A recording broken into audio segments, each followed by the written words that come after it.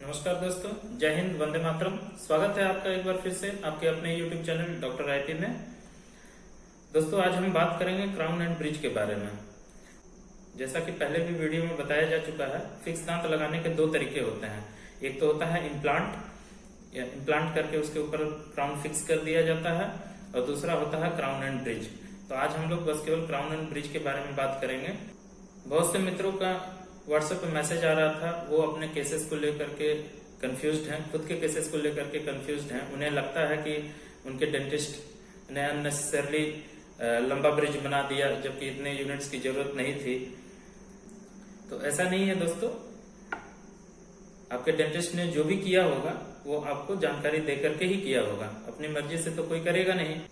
आपका कितना लंबा ब्रिज बन गया, क्यों बनाया जा रहा है, कितने दांतों का सपोर्ट लिया जा रहा है, ये सब कुछ टोटली डिपेंड करता है आपके दांत के कंडीशंस पर। तो एक बार फिर से आपको बता दें, क्राउन एंड ब्रिज के लिए जो सपोर्टिंग यूनिट है, जो अगल बगल के जो दो दांत हैं जिनका सपोर्ट लेकर के ब्रिज बनाया जाता है, उनका मजबूत होना बहुत ज्यादा जरूरी होता है। अगर कोई भी यूनिट कमजोर है, कोई भी दांत जिसका सपोर्ट लिया जा रहा है वो कमजोर है, वो प्रॉपर लोड नहीं ले सकता है, तो उसके बगल के मजबूत दांत का सपोर्ट लिया जाता है। इसके साथ साथ जितना लंबा ब्रिज बनता है उसको उतने ज्यादा सपोर्ट की जरूरत होती है। सीधी सी बात है, नदी पर पुल बनता है, छोटा पुल है, बहुत छोटा सा नाला है, तो दोनों तरफ एक एक पिलर लिया, उसके ऊपर ब्रिज बना दिया। जितना ज्यादा लंबा ब्रिज बनता है उतने ज्यादा पिलर्स की आवश्यकता होती है। आइए इस मॉडल के जरिए हम समझते हैं।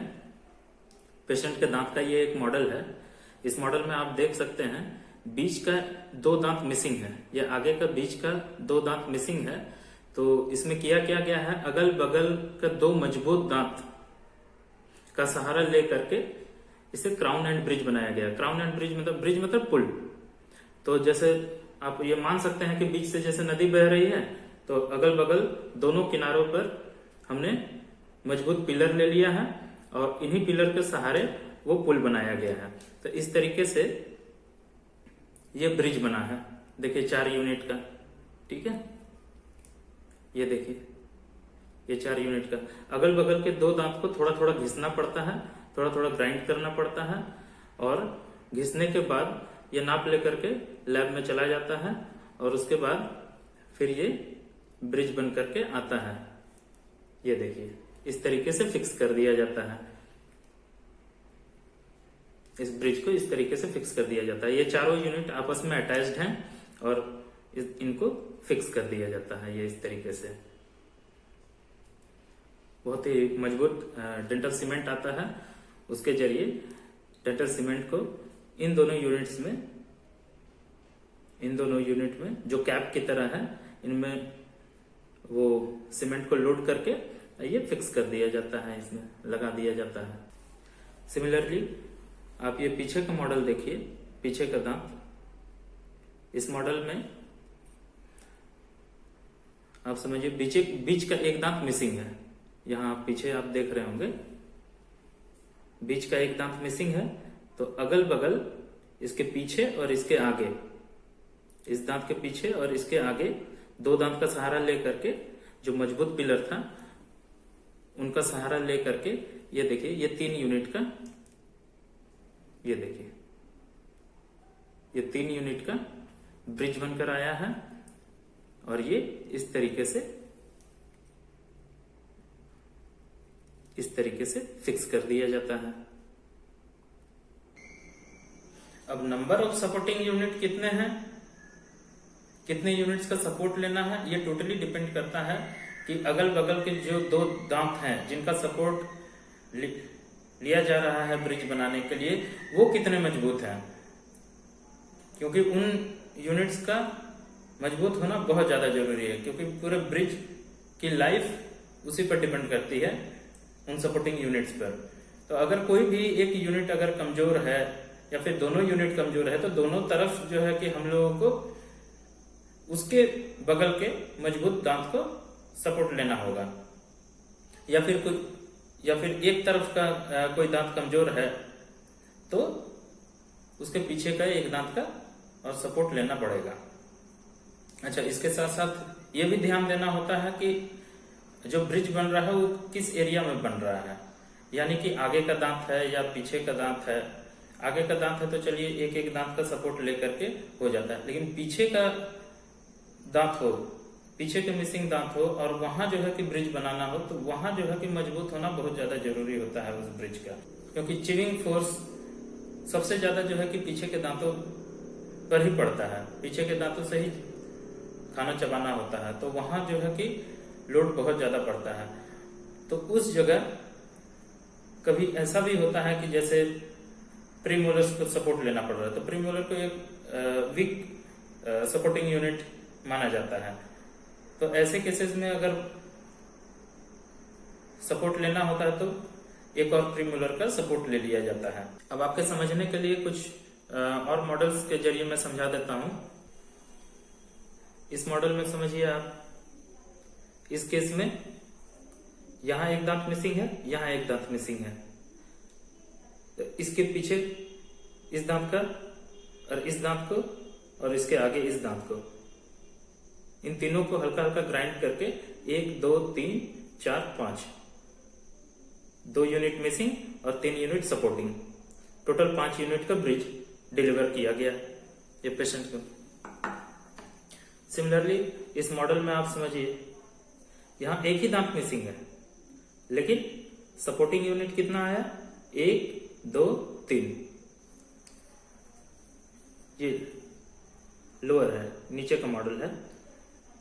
तो ये प्रीमोलर कमजोर था इस केस में, तो इसके बगल का ये सेकंड प्रीमोलर का सपोर्ट लेकर के ये ब्रिज बनाया गया। तो 1 2 3 4 यूनिट का ब्रिज हो गया। मिसिंग दांत एक ही था, लेकिन आइडियली जो है कि इनमें 3 यूनिट का ब्रिज बनना चाहिए, लेकिन ये दांत सपोर्ट कमजोर था, तो 2 यूनिट का इधर सपोर्ट लिया गया। तो 1 2 3 4 यूनिट का यहां ब्रिज बन गया।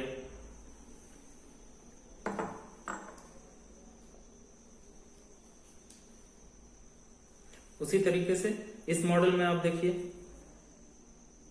इसमें बीच में एक यूनिट मिसिंग है दांत, तो अगल बगल 2 दांत का सहारा लेकर के 3 यूनिट का ब्रिज बनाया गया।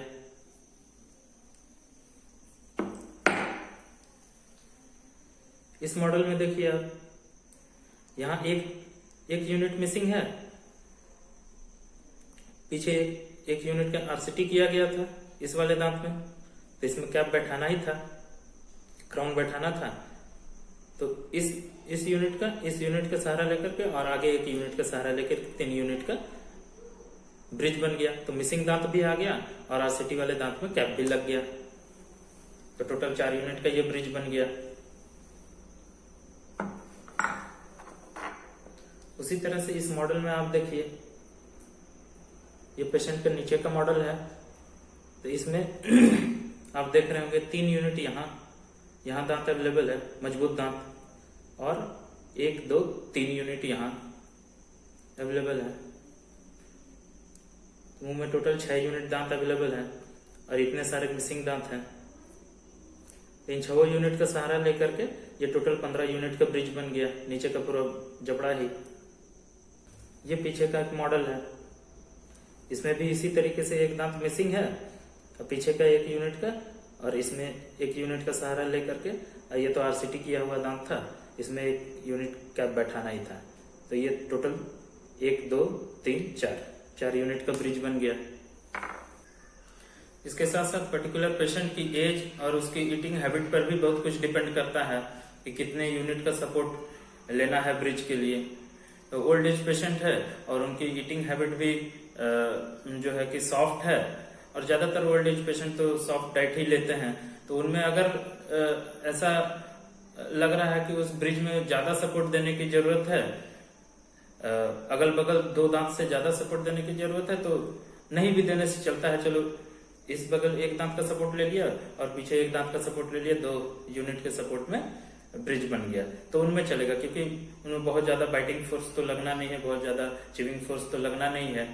लेकिन हम लोग जैसे अगर कोई यंग पेशेंट हो और उन्हें ब्रिज लगवाना हो, और ईटिंग हैबिट भी हम लोगों की जबरदस्त है, लिट्टी ठेकुआ चना मटर भुंजा ये सब खाने की हैबिट है, तो वहाँ बाइटिंग फोर्स ज़्यादा लगता है, और तो वहाँ जो है कि ब्रिज का मजबूत होना बहुत ज़्यादा जरूरी हो जाता है, क्योंकि चिपिंग फोर्स ज़्यादा लग रहा है। तो वहाँ जरूरत होती है तो 1-2 सपोर्ट बढ़ा दिया जाता है, तो ऑब्वियसली जो है कि ब्रिज भी लंबा बन जाता है और उसका कॉस्ट भी बढ़ जाता है। तो उम्मीद करता हूँ दोस्तों क्राउन एंड ब्रिज की अच्छी जानकारी आपको मिली होगी। वीडियो अच्छी लगी हो इसे लाइक कर लें, शेयर करें, कमेंट करें, और साथ ही साथ अगर आपने मेरे चैनल को सब्सक्राइब नहीं किया है तो सब्सक्राइब कर लें और बेल आइकन के ऑल ऑप्शन को क्लिक कर लें नोटिफिकेशंस के लिए। तो मिलते हैं दोस्तों नेक्स्ट वीडियो में, तब तक के लिए जय हिंद, जय भारत, वंदे मातरम।